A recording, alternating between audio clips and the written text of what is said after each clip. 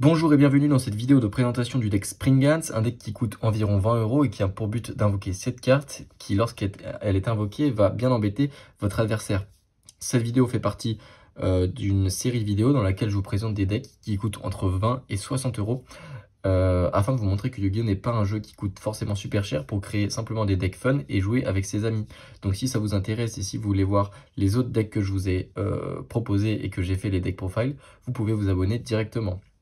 C'est parti pour la deck profile. On va commencer avec Rocky Springans qu'on va jouer en 2 fois et qui va me permettre de vous introduire les effets des Springans. Tous les Springans ont 2 effets et un est toujours le même. Cet effet est de pouvoir s'attacher de la main, du terrain ou du cimetière à un monstre X Springans que l'on contrôle. En plus de ça, Rocky Springans va pouvoir, lorsqu'il est invoqué normalement ou spécialement, récupérer un monstre Springans du cimetière à la main ou alors le terrain Springans. Ensuite, on va jouer le Capitaine Springans en 3 fois, qui a encore une fois cet effet de pouvoir s'attacher au monstre Xyz.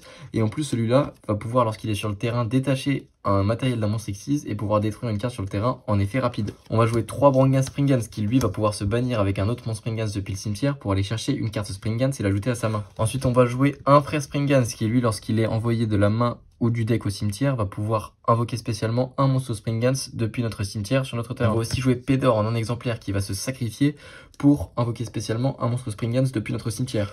On va aussi jouer des monstres voleurs du temps, car le deck Springans n'a pas de normal summon et cet archétype voleur du temps se coupe très bien avec les Springans. Le régulateur des voleurs du temps permet de se sacrifier si on ne contrôle aucun autre monstre et pour invoquer 2 monstres voleur du temps depuis notre deck. On va jouer donc le remonteur voleur du temps qui lui, lorsqu'il est invoqué normalement ou spécialement, permet d'ajouter une carte voleur du temps de notre deck à notre main.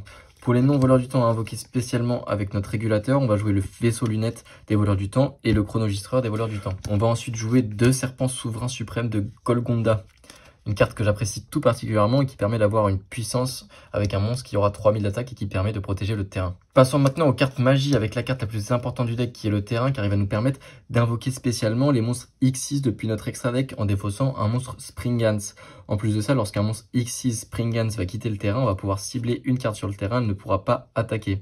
Et en plus, ça va nous donner 1000 d'attaque en plus pour tous nos monstres X6 Springans. Pour avoir accès au terrain, on va jouer 3 observations Springans qui va nous permettre d'aller chercher directement la grande mer de sable de notre deck à notre main. Et si on possède déjà le désert et qu'il est actif sur notre terrain, on va pouvoir ajouter un monstre Springans depuis notre deck à notre main. Et en plus de ça, aller envoyer du deck au cimetière un autre monstre Springans. Encore une fois, 3 nouveaux accès au terrain avec 3 butins Springans qui vont nous permettre d'envoyer cette carte magie continue donc de la zone magie et piège au cimetière pour pouvoir activer directement le terrain depuis notre deck. En plus de ça, on va pouvoir annuler des effets de monstres adverses si des monstres X6 face recto que l'on contrôle quittent le terrain. Notre dernier accès au terrain est une terraformation qui sera toujours utile. Ensuite, on va jouer 3 pots des désirs qu'on va vouloir activer le plus tard possible dans le tour après avoir cherché notre terrain, car on veut bannir le moins d'exemplaires de notre terrain possible.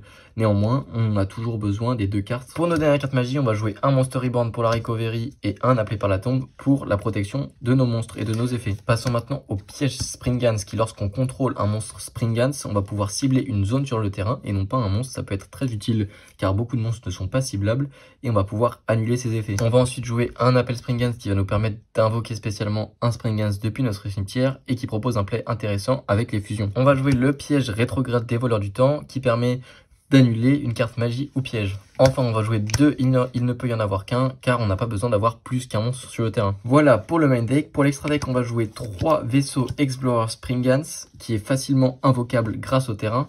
Laissez-moi vous expliquer son effet, il est assez compliqué. On va cibler une zone sur le terrain, et on va pouvoir détacher des matériels qui sont attachés à cette carte. Je vous rappelle que les Springans s'attachent par leur effet directement aux monstres Xyz. Et ensuite, on va pouvoir détruire des zones, des monstres et des cartes dans les zones adjacentes à la zone qu'on a pointée, selon le nombre de cartes qu'on a détachées. C'est assez compliqué, mais lorsque vous lirez la carte ou lorsque vous commencerez à la comprendre, ça sera assez facile pour vous. De plus, elle a un autre effet qui dit que pendant le tour de notre adversaire, on va pouvoir bannir cette carte qui reviendra ensuite à la end phase, qui va aussi permettre d'activer l'effet du terrain pour que l'adversaire n'attaque pas. Ensuite, nous avons 2 Fetter Springans qui est une excellente carte lorsqu'on commence, car lorsqu'elle est invoquée spécialement depuis l'extra deck, on va pouvoir envoyer un monstre Springans de notre deck à notre cimetière. En plus de ça, elle a le même effet que le vaisseau, qui est de se bannir durant le tour adverse. Et si elle se bannit alors qu'elle a 2 matériels d'attaché ou plus, on va pouvoir envoyer un monstre fusion depuis notre extra deck à notre cimetière. On va jouer 2 X64 voleurs du temps qu'on va faire facilement avec le régulateur, le refaiseur et Perpetua. Le refaiseur qui va pouvoir attacher des cartes du deck de notre adversaire à la standby phase et appliquer un effet selon la carte qui est attachée. On va jouer un Gargigante X lorsqu'on n'a pas de Springans en main et qu'on a 2 voleurs du temps de niveau 4 pour pouvoir aller chercher un Springans. On va jouer un bloqueur Barricade Borg et une carte que je ne prononcerai pas pour extendre ses plays et protéger notre terrain. On va jouer les 3 chevaliers du cauchemar, Cerberus, Phoenix et Unicorn pour se débarrasser des différentes situations qui peuvent nous poser problème.